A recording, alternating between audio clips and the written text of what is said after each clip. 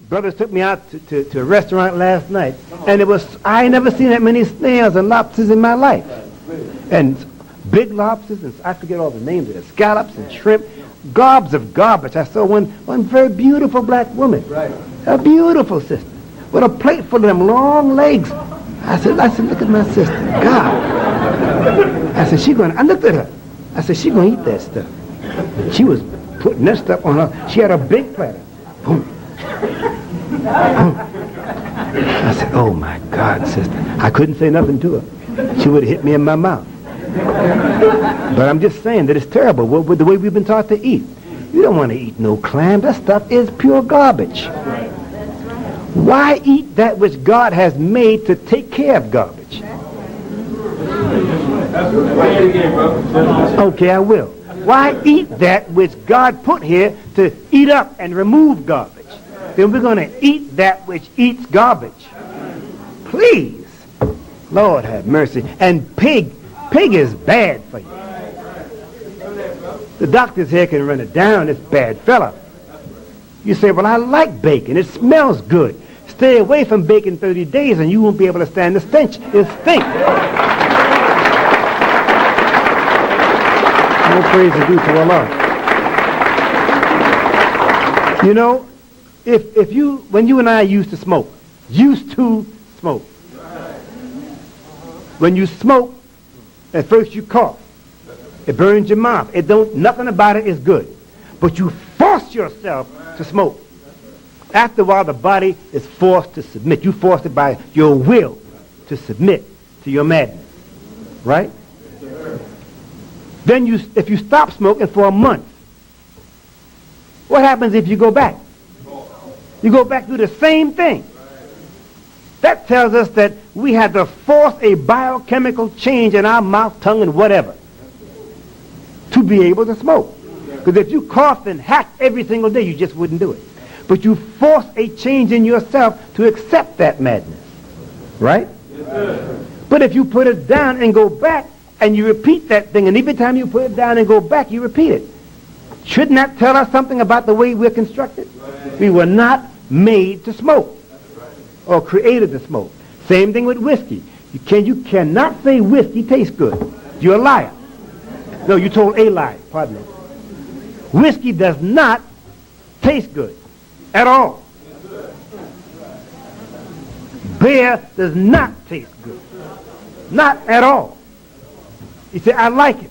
You don't like it. Your body is against it. But there's a foolish part in the brain. A real dumb, ignorant part that you could oversimplify and say the nigger in her.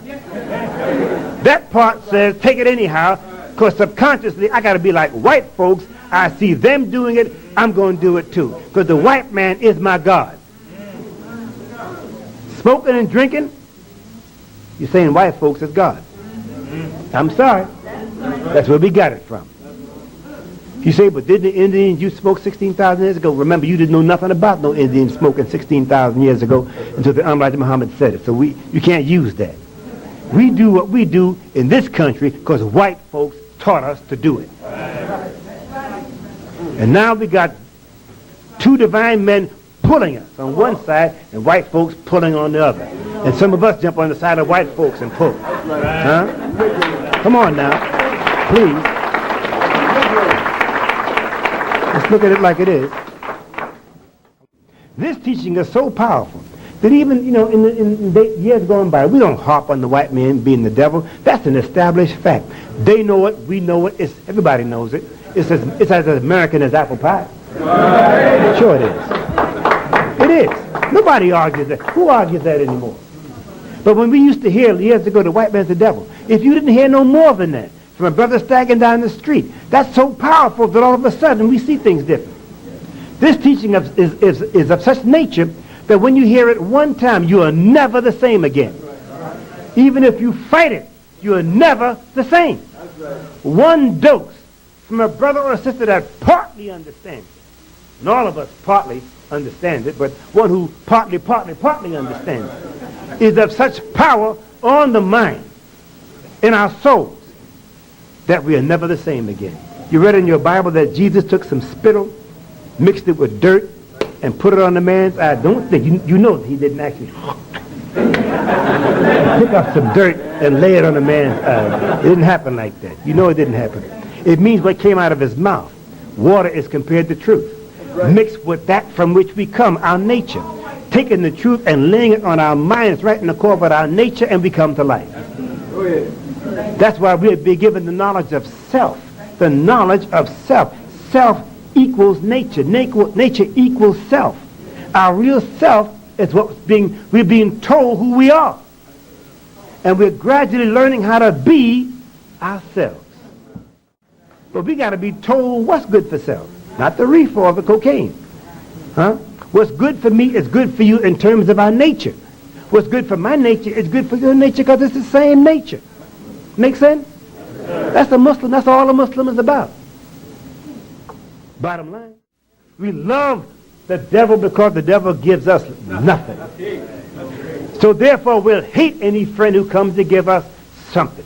If I hate myself and you come to teach me who I am, to put me into power, but I don't want to know who I am because I love white folks.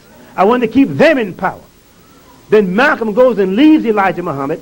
Then I'll go in and subconsciously attach myself to Malcolm because he looks tall, he looks big. Superficial considerations. I like his personality. We put ourselves as a people in a horrible position. I don't like to play with numbers, but when you get up under the truth of this thing, everything is coming out as it was conceived, mathematically. You say, some people say, well, math is cold. Wrong. Math is the base of science. Brothers, think about black women for a minute. If you say they are the creation of God, and they are, and deeper, we all have been taught. I know that few of you in here might not, I don't want to, but let me just say it. The first life in creation was we were taught a black man. That can be proven. It was hard. Self-creation was rough. Basically, two things he wanted at a certain point. He wanted comfort, but he also wanted to see another being like himself. Out of that desire, he produced the woman, the first black woman. Now think about the math involved. Come on. You're going to tell me that's not science and art developed to the max? Come on. If you say the woman is not beautiful, come on, we do a double take and look at you twice. What's wrong? As one brother said, maybe you belong in that parade that they had today. Not putting down gays. But I'm just touching it. Look at the sunset. Isn't it beautiful? But isn't it based in science?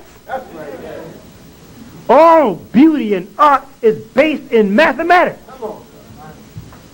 Think on it. I can't go too much further into that. We'd be here all day. And I only know a little bit. But even the little bit I know would take us a lot of time. But look at this. Just think about that. Think on how wise that first man was to produce one being who took care of all that business. And I'm just going to say this. I hope I don't say the wrong thing, but I don't expect to see you at FOI tomorrow night. But brothers, oh Lord, maybe I shouldn't say this. Buy your wife, buy her something. Buy her a gift. Sister, isn't it a fact that you like to have gifts bought for you all the time? Check this out.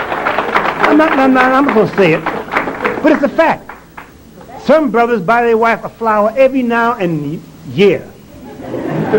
You know, whenever you think about it. No, these women need to be bought gifts all the time. You got to buy them something all the time, all the time. They love surprises.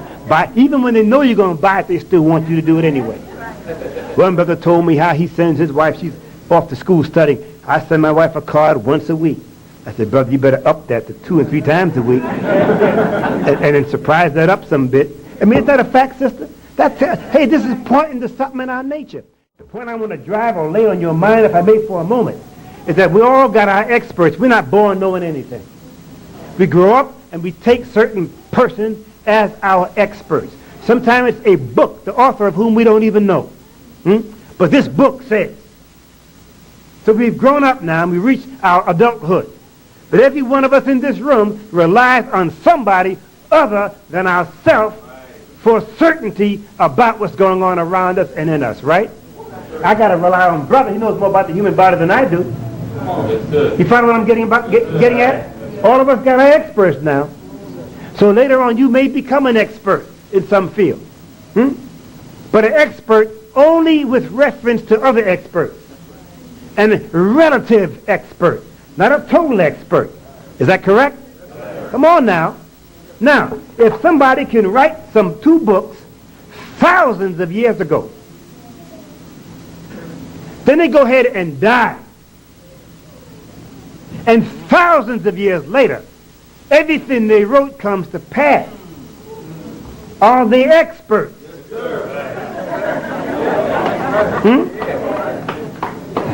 Can it be proven? It's easy to prove. We ain't got the time because I got a little lug to drop on you in a minute and then duck. But I want to make that point. These books are aimed at now. These books cast light on our situation right now. And everybody who produced these books are dead. First, I know how to say that. I want you to never forget that. Just go home and turn it over. If the words in these books came through wise men, we say from God, and they describe the totality of the situation we are in, then I repeat, they are experts to the max.